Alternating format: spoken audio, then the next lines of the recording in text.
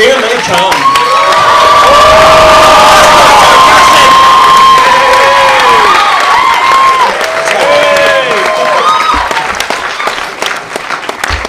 That is not how you keep your end of the bargain. That didn't stay sarcastic for very long. No, I didn't, did it? We just literally come in from outside, which is why we're all coated. Not funny, but true. Truth is good. Do some proper sarcastic clapping, come on. Yeah, go on. Before we begin, where is... was it Nicola I spoke to on the train? Hey, how's it going? I did a thing on Radio 1 and I called you, didn't I, out of the blue. Surprised you and I said I'd say hello. Nice. There we go. I've just noticed there's 2 waters here, there's 3 of us, so do we have to fight, please? Oh, we're okay. Oh, 1 word's coming, that's good, otherwise we're going to kick off the Hunger Games. Simon, you weren't here when Edgar introduced the first 2 movies. He did an IMDb keywords thing for both movies and said there weren't enough for The World's End. Wrong, sir. Oh. Wrong. There are loads. Because I looked them up on the IMDb. Here we are. So we've got Pub, obviously. Yeah. Reference to the Sisters of Mercy. That's the only film on the IMDb. That's a fucking crime, believe me. Loss of Friend. Homage, year 1990. Severed Arm, good. Satire, Car Dealership. Alien Invasion. Severed Hand, Apocalypse, End of the World, Decapitation. Ripped in Half. Can you name 3 films? The top 3 films. Aliens. No. Oh. Day of the Dead. No. With Ripped in Half? Yeah. The Omen 2. The most popular searches for Ripped in Half at the moment. I would say Omen 2 as well, but it says Planet Terror. Yeah. The Mist. Yeah. Oh.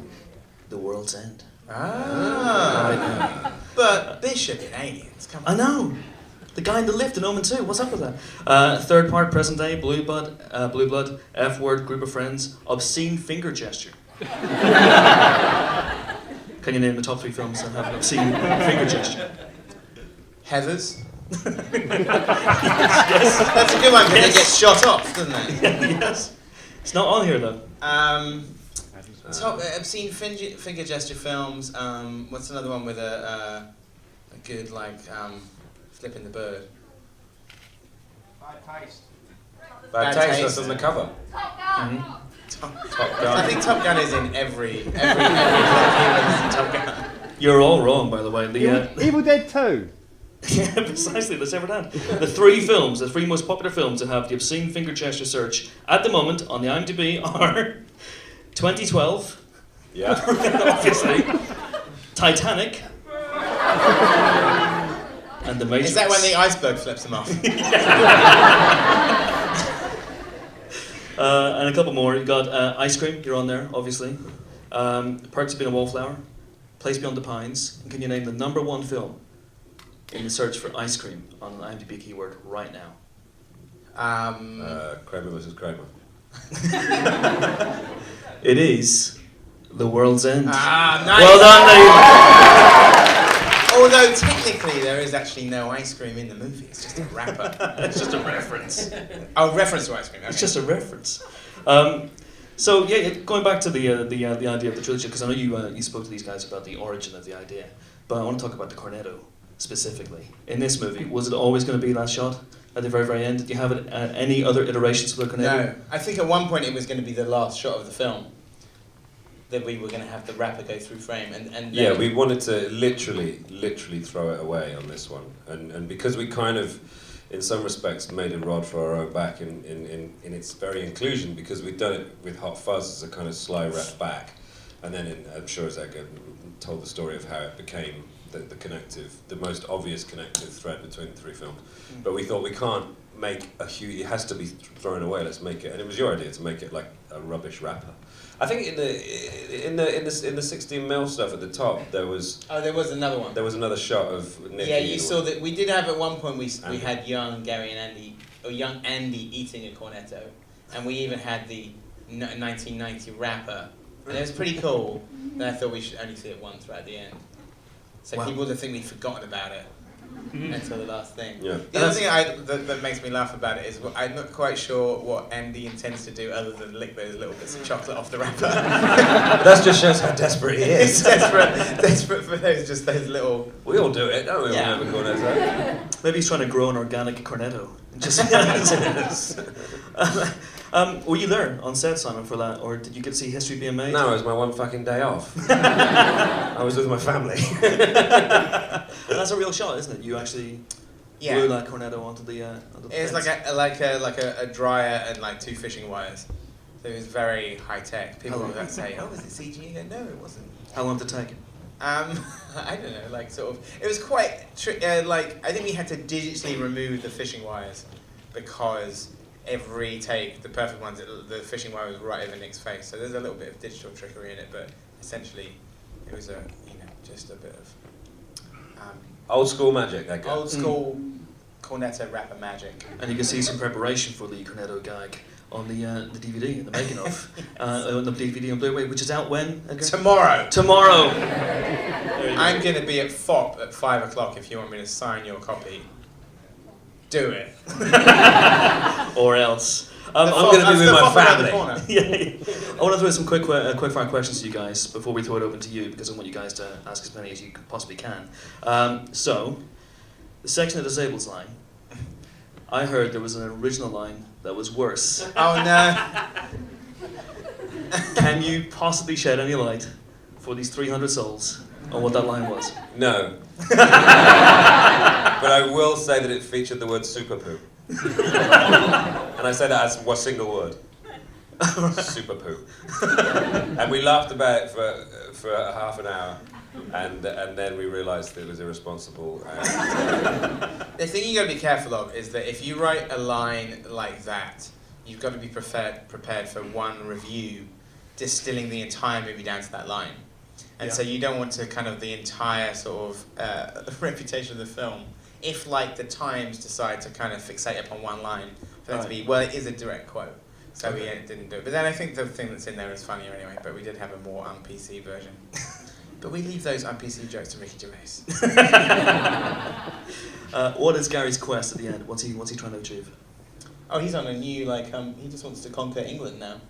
Yeah, I think at the end of the film he's kind of, he's just wants to hang out with his young friends, he's not about, he doesn't want, being drunk is not important to him anymore. And so he's not drinking, it's not part of his, it never was truly the important thing to him. The important thing to him was his friends or his friendship or that situation of being in command of this little group, and he's become the saviour or the father really figure of his blank friends. And it's because Gary is probably, we figured out he was the product of some kind of paternal abandonment at some point in his life. The root of his problems are probably abandonment at a young age, and he has become the sort of proxy father for this abandoned species now. As soon as the dad left and all these sort of orphans have been left behind, Gary has taken it upon himself to be the father, and particularly of the blank Peter, Stephen, Andy, and Oliver. So that's his quest, I guess. As writers, is it hard to resist the temptation to project Gary's future, even just for fun? I know you're not going to do a sequel to this movie, but even for fun. Definitely adventures and shit. Yeah. Massive super poos. A Thunderdome style arena, perhaps. Yeah. So he survives that fight. Oh hell yeah! Yeah, of course it is. We did that. We did. There was a fabled. We had a brief argument before we. It was way out into post production when I thought we should do a post, and rather trendily, I admit, I thought, why don't we do a post credits thing? And I think it's because I'd seen a film that had one. I don't know, maybe Avengers or something. And it was that you all films. All films, Helen. Do a post-credits sting where it cuts to at the very end of the credits, it cuts back to the rising sun, and it's just awash with bodies and stuff, and standing amid the bodies are Gary and the boys, all finishing their waters, and Gary goes, "Let's boo-boo," and then it cuts to black. But I think it's better to not know whether or not they survive that fight. Okay. Character names are very important to you guys. You spend a lot of time, again, there's a feature on the Blu-ray, with your flip chart, your famous flip chart. We talked about the original surnames for the guys were largely different. Yeah, the sort of the same idea. We thought they should all have royal names, because usually that kind of, I knew people at school called King, and usually people with the surname King were as far from being royal blood as possible. Yeah. So I thought it was an interesting surname, and so then we thought of all kind of names that were royal: Chamberlain, Prince, Page, Knightley. I think it was originally Andy Knight, and then we changed it to Knightley. And that goes back even Hot Fuzz, obviously all the townsfolk. They all have they all have kind of craftsman names. All of the baddies all have names that end in ER. Sean had a surname. Does anyone know what it was? Riley, correct. Yeah. Yeah, I was going to ask actually because Gary King, Nicholas Angel, they were very much presented as their full names, but Sean's surname was hidden. Was there any reason for that? I think because the title of the movie, because he's an eponymous, it was like Sean felt more. I don't know. We never call him Sean Riley. In the film, there's posters on the wall of his flat of Sean Smiley Riley, which is his DJ name, and there was some vague backstory of him having an Irish father who he'd lost, but that was only ever on the page, Okay, and in the movie, you guys worked with a drunk coach, essentially, or an acting coach.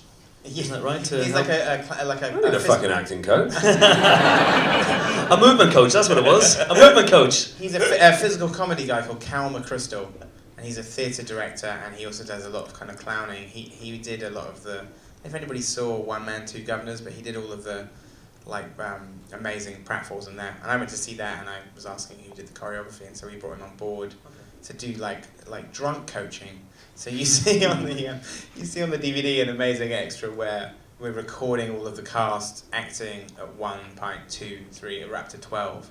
So we've got this kind of visual record of them acting drunk. And then we also did this thing where the bit where they drinking in time with the Doors, the Alabama song bit. Yeah.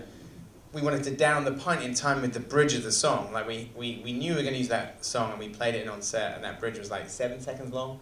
So it was can we down a pint in that time? And then out of the 6 of us, including me and the 5 guys, the people who could do it were Paddy Considine, Eddie Marzan, and Nick Frost. The people who could not do it were me, Simon, and Martin Freeman.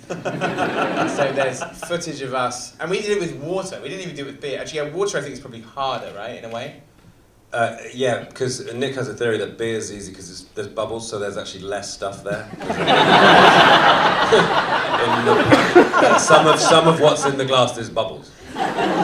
So with water, it's a very dense fluid. But to be fair, out of me, you and Martin, I was the best. There is, I don't want to spoil it because I don't want us to look any less badass, but there is a trick, like those magician's glasses that you can get, which is a pint glass where the liquid is on the outside and not really on the inside. So you're drinking a fifth of the amount. Because basically, when you're shooting a scene like that, you're not just going to do one take. Yeah. Then there's maybe 10 takes, so you don't want people going to the toilet in between every single take. Or during. We almost asked to be catheterised on this film. That scene in the croissants and we're all just sat around the table. We just wanted a bucket and some pipes. It would have saved a lot of time. Even Nick drinking those kind of sambuca shots that were water, even that, over the amount of takes that you do is quite troubling. You see him if you watch the outtakes on the DVD. He gets water drunk. It gets a bit punchy, and it's just because of the sheer amount of liquid in his body. So the scene in Sean where Sean and Ed come out of the pub and they're completely blootered. Did you have a movement coach for that, or what was that based on? Probably the night before we shot it. Back in those days. No, that was just Nick and I had done a long apprenticeship. Before we were even working together. Before Nick was an actor, we had many nights out. So. No, we riffed that one ourselves. Okay. But a lot of the things in this one were sort of building up things that we'd already done, because in Sean, there was a choreographer who worked on us with the Queen scene. And Hot Fuzz, she didn't work on it. She worked with me on Scott Pilgrim. And on this one, her name's Litza Bixler. She was around a lot, where she had people, because we wanted the blanks, unlike zombies who are doing their own thing, the blanks are always choreographed. So it's not kind of that easy to sort of, you kind of have to get dancers, and we couldn't afford 80 dancers, which is extremely expensive. So you'd have dancers and dance captains, and then they would train up the extras. So all those bits where they're running along, if you watch those scenes where they're being chased by the blanks are all running in time. So if you actually listen to the raw footage, you can hear 1, 2, 1, 2, 1, 2, 1, 2. One of the blanks who's running in the middle of it, you can't see his mouth because the flares are so strong, it blacks it out, but he is saying that all the way through. So it was a very, very strange thing to see with the naked eye. Yeah. All of those things are not digital effects. They had real LED goggles on, that were just under their eyes. So there were 80 kind of people running down Letchworth High Street. And all the blanks in the pubs as well are all going through a cycle of movement which repeats and repeats. And if you watch the raw footage of us when we come out of the toilets and go back to our seats after the first fight, you'll hear Litzer off camera going 1, 2, 3, 4, because all the blanks are doing like stuff in time with each other. Yeah, if you watch the publicans, they're all doing exactly the same move. So they're all doing. They had a sort of a little thing went down. They're all doing exactly the same thing of like how many times they clean the glass and flip the cloth over their shoulder. So I wanted to feel a bit like Trumpton or something. These very sort of robotic movements. How precise are you, Lou, as a director when you're watching playback and stuff like that? Because I just saw a BuzzFeed thing about 17 extras who don't really know what they're doing. You must have seen it. Have you seen the Skyfall extra? Anyone seen this? With the broom. There's an extra in Skyfall behind Daniel Craig at one point who's sweeping thin air. His brush is about 6 inches off the ground. Do you spot stuff like that? Because especially with something like this, where you have to have the same movements. I think having done Shaun of the Dead, there was this one zombie extra who was actually, he wasn't like one of the Spaced fans who was there, who we kind of owe everything to. It was like a person who was like a properly paid extra, but he was such an over-actor. And back then, if you're watching a monitor like this big, you'll miss that. And then in the Avid, believe me, when there's one of those extras that pisses you off, it becomes the bane of your life, because it was like a sort of a tracking shot that was otherwise really good, except for this one guy who I think just didn't get the memo and was having a full-on 28 days later epileptic attack. And it was so bad, and I knew his name, so, I mean, he would never know. I won't say what his name is, but like I would like be in the Avid going, "Oh, you fucking cunt." Because You said his name now?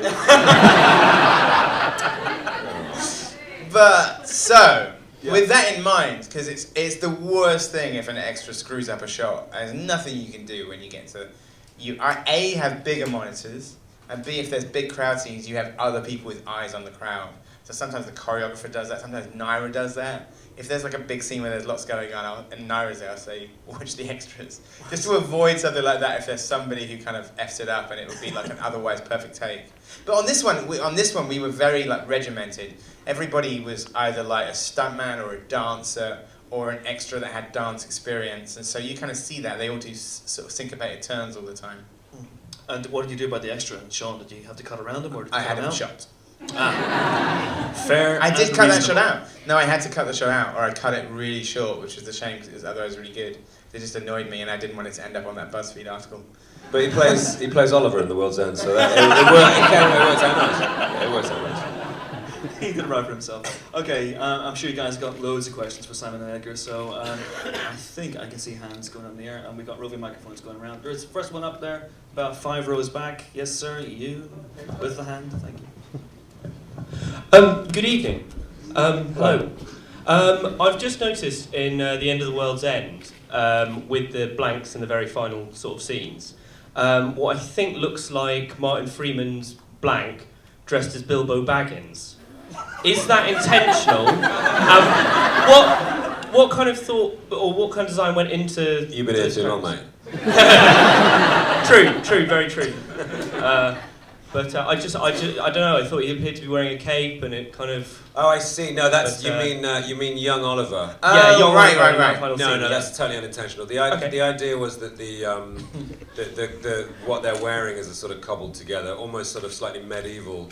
You know, the Gary constantly talks about Arthurian times, and you know this supposed time when everything was better, and so the look of the young blanks in the final scene is supposed to be a sort of weird mishmash of modern clothing made to look slightly medieval. So, you know, one of them's got a tin hat, Oliver's got Stephen's got a guitar. Stephen's got a guitar on his back. And so that's just... And he's got his rugby kind of guard on, and his kind of rugby band. That's your overactive pop culture imagination playing. But you're almost there, because there is another thing, if there's a Bilbo reference, is that Martin Freeman, like, obviously is playing young Ian Holm in The Hobbit, and with this we said, now you have to play young Ian Holm in Alien, and consider this character your second home. So you're kind of there. It's true. We were sort of talk about that because one of the best like robot performances in cinema is Ian Holm in Alien, which is just an incredible performance. And there would be some sort of like clips that I sometimes show, especially for the younger actors, like the teens. I would show them clips of like great robot performances. Yul Brynner in Westworld, Ian Holm in Alien, Robert Patrick in Terminator 2. So I'd show them bits of that. Fantastic. More questions, please. Yes, I can barely see a hand, but in 10 rows back, there's a hand up. You raise your hand higher, if you're in the 10th row. Like, yes. Sorry, I can't see very well because the lights are bright. Very tense. Hello. Hello. Someone told me earlier on today, Simon, that your surname used to be Beckingham, which is my surname. Is so it? I was wondering why you changed it and didn't make mine famous. No, it was entirely a non-professional thing. I changed it when I was 7 because my mother remarried a man named Richard Pegg. And I remember not wanting there to be confusion at school when my mum went in to see my teachers and them say, hello, Mrs. Beckingham, and she had to correct them. I remember making that sort of little deduction when I was a kid. But no. He also wanted to distance himself from you. It's totally fair. But there is Beckingham in the film. Yeah, I saw that. Yeah, that was quite cool. The company is named after Beckingham Davis Knightley, which is my birth name, Nick's mum's maiden name, and obviously Nick's character name. But yeah, it's a boring story. Very to bring that back to the films, did that have any influence on Sean's character's Sean's mum being remarried? Well, I'm sorry. What's that? In Shaun of the Dead, Sean's mum's remarried, Yes. and the dad. Yes, of course it did. Did that have any? Did your? Yes, of course it did. Write what you know. We're very keen on the films are all quite personal, and we do. Screenwriter teachers always say write what you know, and we'd like to prove that you can do that with a zombie film, a cop film, and a sci-fi film. It's true. There's a lot of us, a lot of our personal life is in the very fabric of these movies, and I think when you do write, if you do write what you know, even if it becomes a metaphorical version of what you know, it has a whole lot more truth and resonance, And so yeah, Sean, absolutely. That whole thing with him and his stepdad was me and my stepdad. I didn't like my stepdad. We didn't get on very well. And it wasn't, I think Philip's sort of explanation of why he behaves the way he does towards Sean was what I would like my stepdad to have thought, but I don't think it was. He likes to think it was. Now he watches the film and goes, yeah, that's me. No, it fucking wasn't. But always you do. And there's more and less, and sometimes it's in strange places where we are in those films. Sean's mum and stepdad are in Sean, obviously, and Gary's mum is referenced in this movie, but we don't really hear much about Nicholas Angel's parents. Did you work out what had happened to his parents? Because Uncle Derek is involved, obviously. But yeah. I was very happy to see that Sean's parents wound up in the best exotic marigold hotel together, albeit slightly unhappy, but at least they were alive. I don't know, Nicholas Angel, I always kind of figured he probably had a father who... A withholding dad. Yeah, a withholding dad, and an uncle that he sort of looked to for fatherly duties, who then betrayed him by being a drug dealer. So, a sort of a slightly cold father, I think. Parents probably together, not much love between them, that kind of thing. Nicholas Angel's uncle is called Uncle Derek, which is the name of my uncle, and I put that line in about Uncle Derek being a cunt just to make my cousins laugh. Because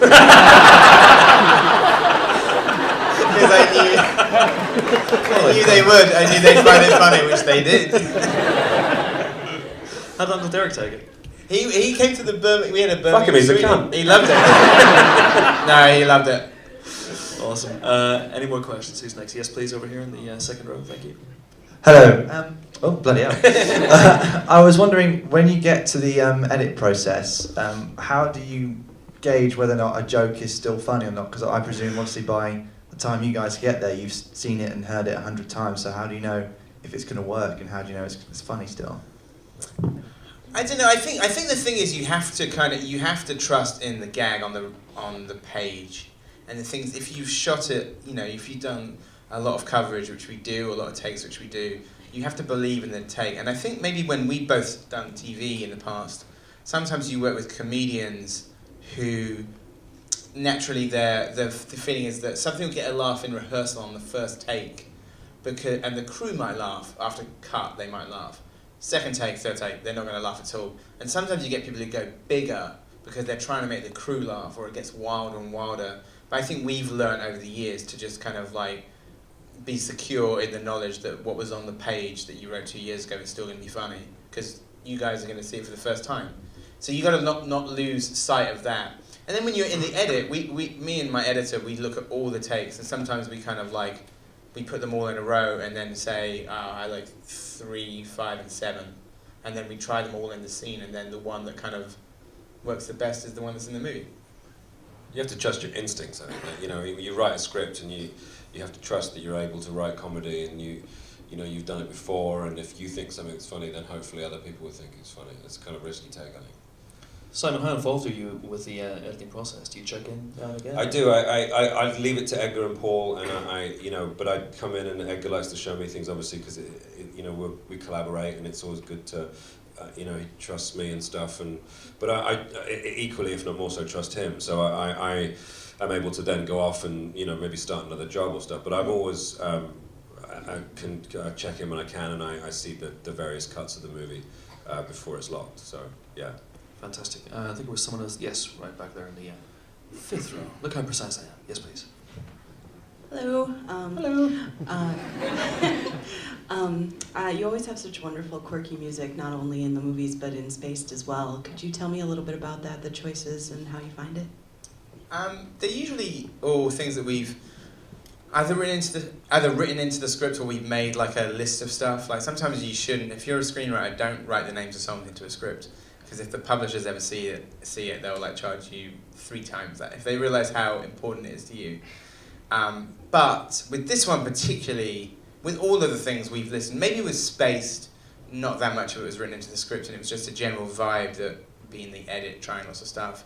But with Sean, we had specific songs in mind, like Don't Stop Me Now, the Queen song was always like the #1 song. But we did have a backup song just in case Queen didn't get cleared, and that song was Rasputin by Boney M. Which has a slightly more limited appeal. Not as many people know Rasputin by Boney M, although it is an amazing song. So try and imagine that one in your head. But with this one, we wrote the script playing those songs. It was one of the first things we did when we actually started writing, is make this playlist of like 1988 to 1993, like a period where me and Simon were in school and college, and a lot of those songs were either ones that we absolutely agreed on that we loved, but also we wanted Gary's mixtape to then become the soundtrack to the whole thing, because it's not only kind of a bit sad that he's still listening to the 1990 mixtape, and then on top of that is the fact that sometimes when you go to pubs or bars and those songs have become the oldies, and it makes you feel ancient. It's like, oh, Britpop's are oldies. Okay, it's 20 years ago. So yeah, can I do my fact? It's now the same distance from now until the Stone Roses' first album as it was when that album came out to Sgt. Pepper. Which is fucking mind-blowing. Just kill yourself. So we had a lot of those things, and when we wrote those songs down, then lots of them became part of the script, like Loaded by Primal Scream and the Soup Dragons and Step On, and even like things like Step Back in Time by Kylie Minogue is like the perfect school disco song for that moment in the script. And we also tried to make as many of them, like the song that opens it, Summer's Magic by Mark Summers, was a hit in the summer of 1990, and Loaded was a hit in the summer of 1990 as well. So we tried to kind of like really get close to the right time for when that opening is supposed to be. And in fact, the other song that's in the opening, The Only Rap That Bites by MC Tunes and 808 State, that is also a 1990 single. So we tried to be really specific. And Fool's Gold as well. We had them in the script initially, and Silver Bullet as well. The vast majority of the songs you hear we wanted. So you had this 200 song playlist. Is that ever going to see the light of day? Maybe on Spotify or something like that? Maybe. It's an idea. It's an idea. We'll give you a Sounds tape like- if you want. Yeah, absolutely. Yeah. Sounds like a lot of work, Chris. It does, doesn't it? Just send me a link. I'll stick it up. It'll be fine. Yes, please. Oh, look, it's my good friend and colleague from Maybe I'll just Ali maybe I'll Plum. just post the playlist. I mean, just a screen grab of it, and then people Yeah, can do that'd be it. Hey guys, are they? that bit with Pierce Brosnan where he says, "Of course I'm not a robot," or whatever it is. How difficult was it to have Pierce Brosnan on set and not laugh almost all the time? Of course I'm not a robot. Peter, of course I'm not a robot. That's actually, you picked on one of my favourite lines in the film, because it would always, If we laughed a lot during the shooting of it, but me and Paul would laugh a lot in the edit because it would make me laugh every single time. Of course, I'm not a robot. It was, you know what? It's easier than you think because it was Pierce, and we didn't want to seem like a bunch of amateurs. And he was a delight. He was a nice man, and we cast him, and we got we realised that during the meeting, he was just kind of like sussing out whether or not we were taking the piss out of him. It was like, and that made him incredibly endearing to me because I just thought, he's not a dick, he's not arrogant, just thinking, they want me because I'm famous. He was like, he's just, everything about him was good. He was really professional. He stayed on set with us. He was good fun. He did all his offlines, he stayed for his reverses, and we just didn't want him to feel like we were sniggering at him as well, in case he mistook it for us being irreverent when we weren't. We were all just like, oh, it's Pierce, and he's gorgeous as well. I think there was the sort of like, he shot his fight scene. He sort of was with us for the start of it, and then he took a little break because we had to finish that fight scene. We did it in sequence. So we shot that fight scene, and then he came back like about 5 days later. But the day that after he'd been headbutted, and like the next day when Pierce wasn't there, Nick came on set. He goes, "Do you remember when I killed James Bond yesterday?" He was very proud of that. Head-butting James Bond. We were also kind of pleased that there was a strange kind of continuity between Hot Fuzz and The World's End, in that we kind of like used the next Bond. We had Timothy Dalton in Hot Fuzz. It was kind of like in Arrested Development when Scott Baio took over from Henry Winkler. It was just a strange kind of ethereal culture. No Roger Moore in Shaun of the Dead. It's a mistake. Such a shame. But Nick Frost is the next Bond, so technically... You heard it here first. 008. That's his joke. I know 007. Fucked it up. Do you have any shots of Pierce Brosnan wearing the blank skid up with the lighting? He never did. He never did? Yeah, no, he's digital. It's the ones, when they're very, very close to camera, that was a digital thing, but they did have a prosthetic of his head. So he had a proper full head cast, like, doing that, and then that's lit up. So it's a combination of like the raw footage of Pierce doing that, and then they walked around the lit up prosthetic head, which looked fucking with the glowing freaky. Pierce head. Yes, which looked properly freaky. That's such a shame. Imagine he could have carried it off. He would have made it look stylish. Who's next? Who's got? Yes, there's loads of people here. There's someone in the fifth row. We'll go to the fifth row, and then we'll go all the way back.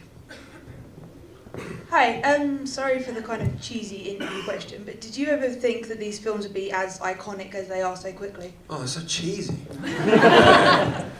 No. We had this precise time. No. When we made Shaun of the Dead, we didn't even think we hadn't thought beyond that whatsoever.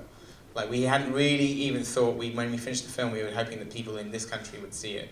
So we didn't know it was going to travel the world, and they didn't know we were going to do a second. So we hadn't even thought about the second film until Shaun of the Dead was out. So it's a surprise, and it makes us very proud. And we're very proud of the movies. We're also very proud of them. I mean, it's amazing seeing all of you here watching all three in a row.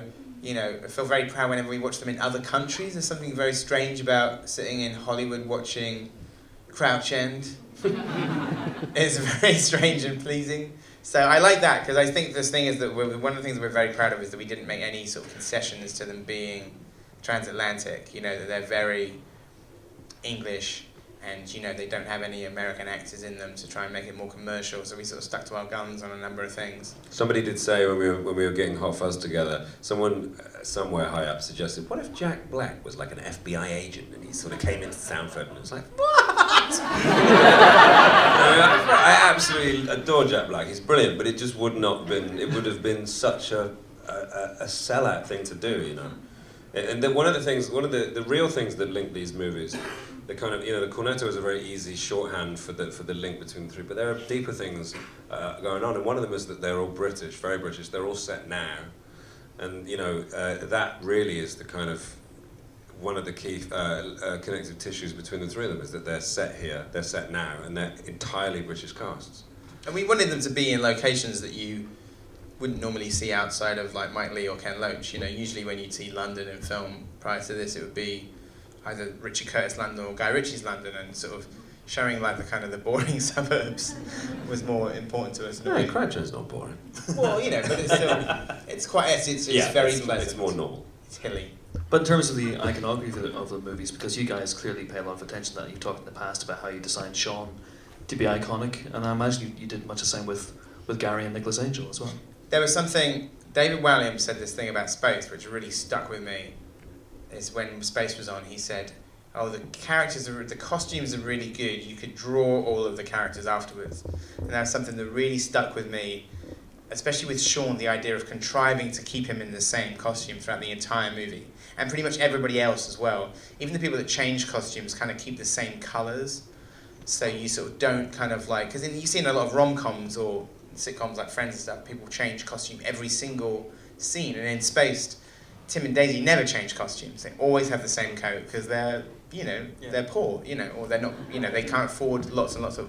That's the thing I don't buy about the Big Bang Theory. Nobody has that many fucking t-shirts. Yeah, but even if you have that many t-shirts, you don't change them every scene, do you? You don't wear 12 in one day, do you? You wear one a day. Or maybe you do. So that was something, is just trying to sort of make things very sort of clear so that the kind of the simplify those aspects. In Hot Fuzz, all of the police have got their uniforms on, but when they're out of uniform, they're all still wearing blue and white. Like, they're wearing their uniform colours. All of the baddies are wearing green and brown. In this one, Martin and Eddie are wearing blue, so they're already in the same colours as the blanks when they switch over. So, because all of the blanks are wearing blue and green, without exception, including Pierce Brosnan, and so Martin and Eddie are already wearing those colours, so that when they're on the other side at the end, they're already in the right colours. So we'd be very sort of specific about that. Like Gary is in black, Paddy and Roz both have red on them, so that they seem like a couple eventually. To coin a phrase. So stuff like that. But that sort of comes out of like learning that through, kind of sort of seeing, like fan art and stuff from the TV show, trying to and make... also when you see Gary at the beginning, he's in green, which is this sort of like, because he's in the psychiatric ward, so it's a level of conformity which is sort of starting to, set the tone for the film. And then after that, you never see him really. He's only ever out of his jacket when in that vulnerable moment at the end. And we had this idea. It was like when an American in a film, when an American general kills himself, he puts his uniform on and he puts all his medals on and his white gloves and he shoots himself in the head. And that's what Gary is doing in the film. Right. Is putting on his funeral clothes. Yeah. You love that costume though. Fucking loved it. Did you keep any of it? I got a Sisters of Mercy t-shirt, yes, but I can't wear that coat now because it just looks like I'm going, hey, look at me, I'm in the World's End. I'm the guy from the World's End. Okay, we got about 10 minutes left. Oh, wow, let's go to the left side of the room here. Sorry, there's a person right on the very end who's waving. Let's fire them off quick. We'll give you a nice, quick, concise answer. 10 minutes. Hello. No two-part questions. What did you think of Doctor Who last night? I actually haven't seen it yet. We were doing screenings of the we World did a Q&A last night, so I recorded it. But have you managed to avoid spoilers? Well, no, I have. It's called Not Reading the Internet. I've DVR'd it. I'll let you know. Thanks, I haven't seen it. What do you think of What I heard is that Colin Baker is the new Doctor again, which I thought was a bit weird. Tom Baker. Colin Baker as well. You thought you No spoilers, no There's two Bakers. I love that you thought that when you corrected me. Said, "This is Tom Baker, not Colin Baker." Said, "It is Colin Baker as well." Let's go all the way back there. There's someone on the very end again with a hand up. Thank you. Hi there. Which of these films did you enjoy making most, and which do you enjoy watching most? Good cue. I enjoy watching all of them. They're all kind of difficult to make in their own way. I don't know. What was probably Shaun of the Dead? I would say was probably your. Oh, I don't know. They're all difficult. No, I mean Shaun of the Dead because Hot Fuzz. I would say for me, Shaun of the Dead was a whole new experience. We were making a film and we'd never made one before. I think for me, it's The World's End. I love playing Gary so much, and it was such a challenge physically for us as actors. We were challenged because we were doing the vast majority of the stunt work, and it was hard and fast and fun because of the boys. The five of us and Roz were gone famously and our friends anyway, and so all of that combined, I'd say, The World's End. But that's not to say I didn't love shooting Hot Fuzz, because that was similarly challenging, and we were working with amazing people. And Shaun of the Dead, just for the sheer bloody newness of it all at the time. The sheer bloody newness. So The World's End's your favourite to watch and to make? Yeah, well, it's weird because I haven't lived with The World's End that much yet, you know, watching-wise. I've only seen it 3 times, I think. And so...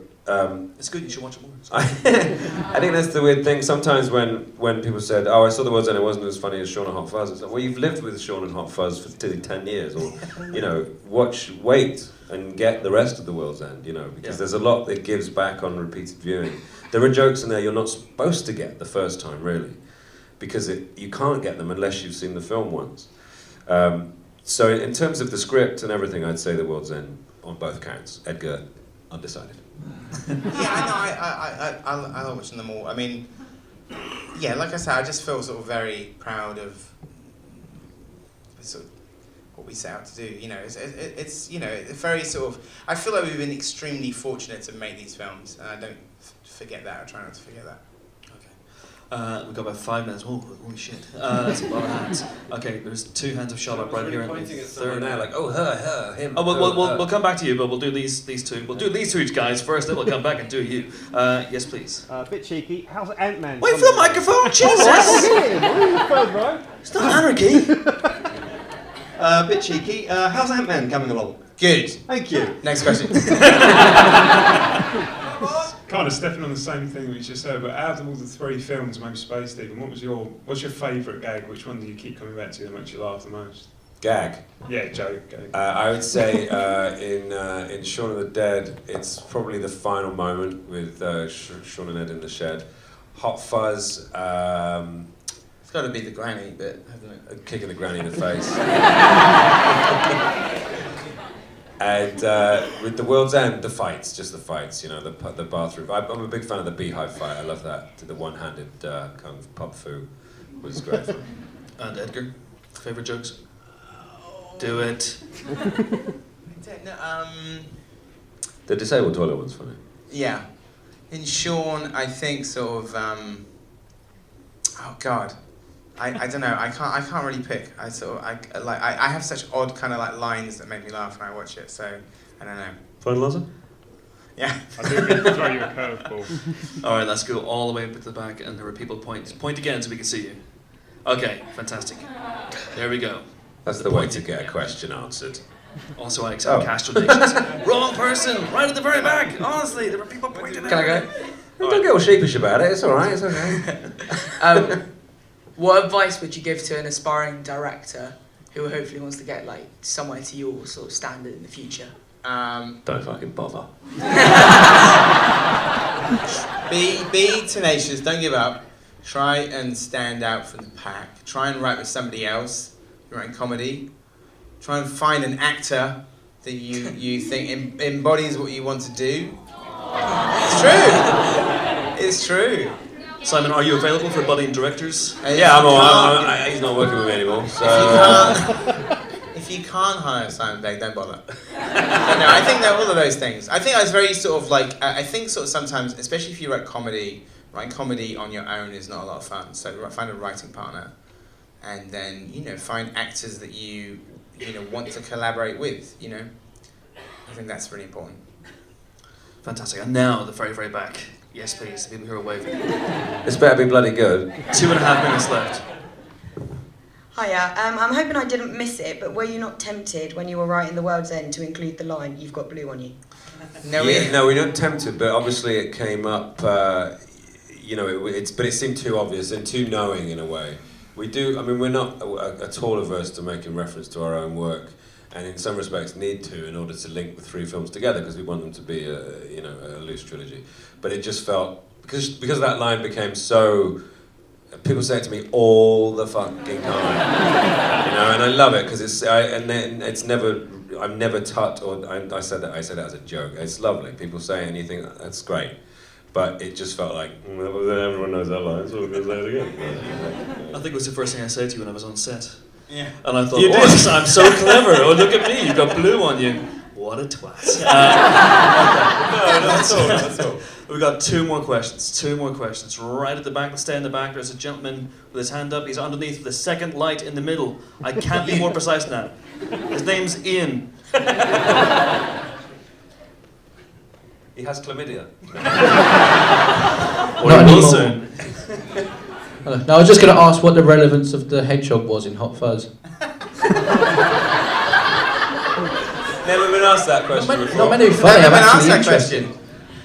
I think so. We just thought it would be a funny creature to be living in the evidence room. The idea was that no one ever goes in that room, and so much so that the wildlife has crept in, and a popular, cute piece of British wildlife is a hedgehog. So it has no symbolic significance other than the fact that... Can you see him in the end scene, though? You know he's still alive in that scene with after the station blows up. You can see the hedgehog in the rubble. we just wanted people to know he was all right.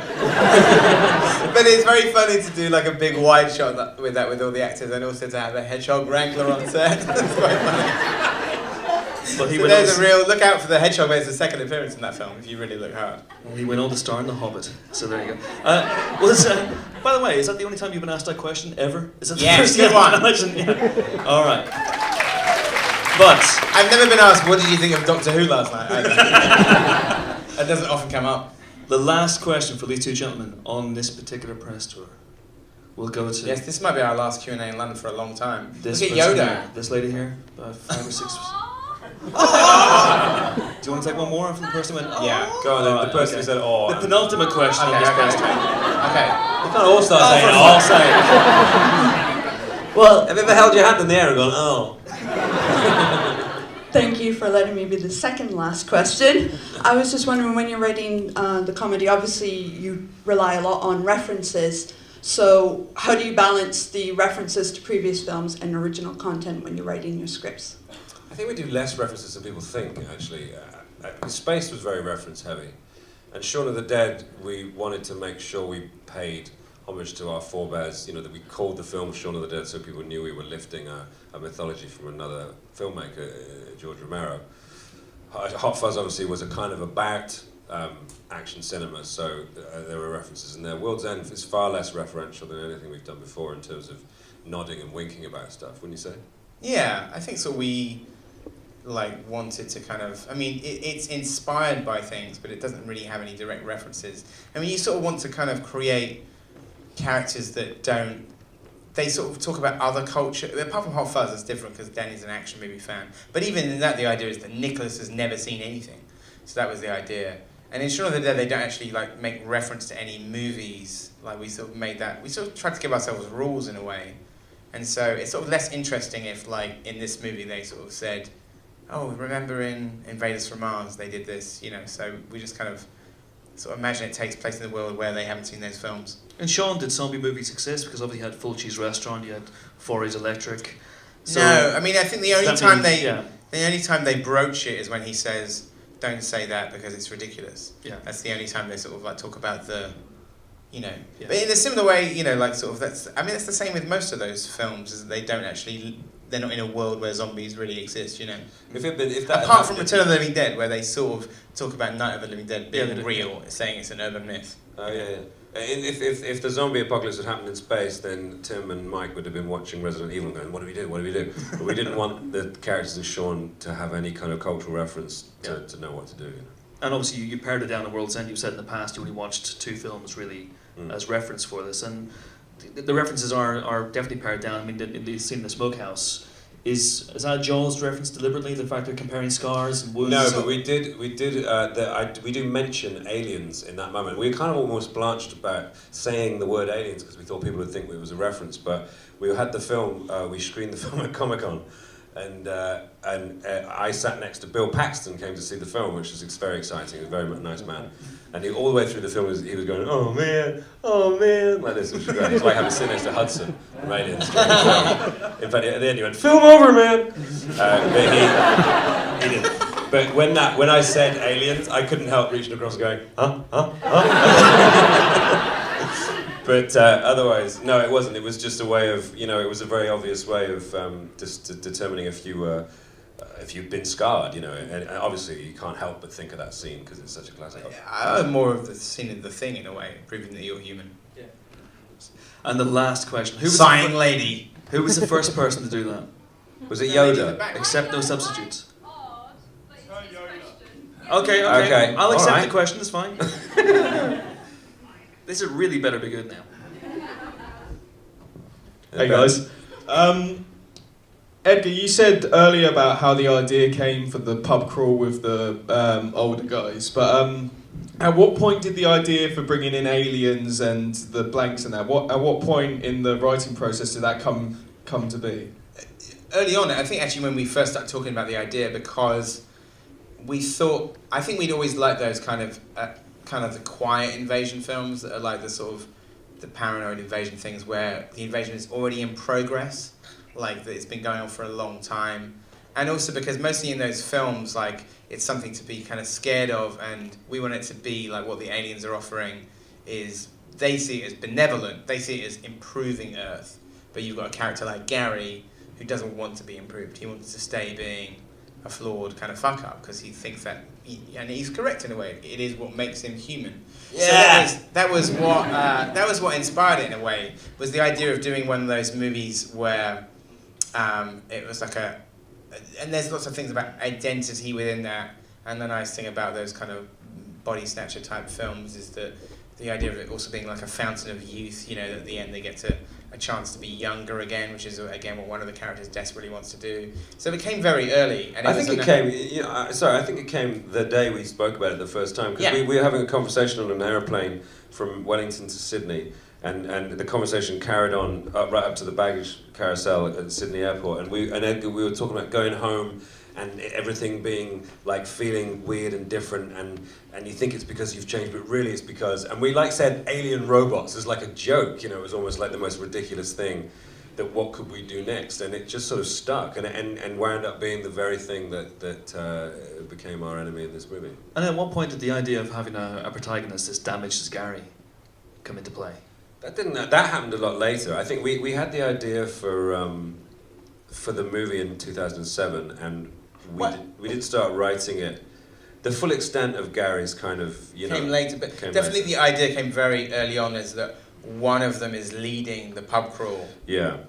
And basically when the twist comes, he doesn't want everybody to go home. Yeah. So he kind of thinks of every excuse to keep them drinking. So that idea came very early, of making it almost like, it's almost like the middle bit of the film is like a French occupation thriller where they're sort of trying to pretend to be like they're having a good time, you know, sort of like whilst they're sort of doing subterfuge. So that was almost the idea, is like sort of like it being like one of those films, you know, in occupied France, you know, where they're sort of pretending like they're having a great time, you know, so as not to fool the Nazis. I don't think we could. I mean, we've spoken about this. I don't think we could have written the film in 2007. I think we had to get near 40 and past 40 in mine and Nick's cases to be able to truly have the right outlook on nostalgia and that kind of thing. And I think it's very much a midlife crisis movie, you know, and we had to be in the midst of a midlife crisis to write it, you know. So yeah, the full extent of Gary emerged towards the end, but the alien robots was right from the beginning. Okay, so that is it. But Edgar, there's a treat. Oh yeah, we want to show you something. I don't think we've ever shown it in this country, but this is very like, this guy called Mike Realm did this amazing piece as a little summation of everything you watched today. But it lasts the same length as the three films. So just snuggle up and enjoy. Thank you for coming today. I hope you enjoy. If you enjoyed the previous Blu-rays and all the extras, there's an enormous amount on the new one. And which is out when? Tomorrow. Okay. And come and see me at FOP tomorrow at 5 o'clock. We do have the man who would be Gary I even made King, my right? hair like a FOP, so especially. It's always like that. The man who would be Gary King's on it, right? Oh no! Oh yes. We finally there's something. If you've seen the other extras, we do this thing where we do a Michael Caine, Sean Connery scene, and because we actually had so little time, this was really tight. Like we didn't actually shoot it and we were really bummed out because we never got to shoot that scene with Sean Connery and Michael Caine. So on the extras is an entire trailer all dubbed into Michael Caine and Sean Connery, which is pretty amazing. I think it's one of the silliest extras we've ever done. It's called The Man Who Would Be Gary King. Awesome.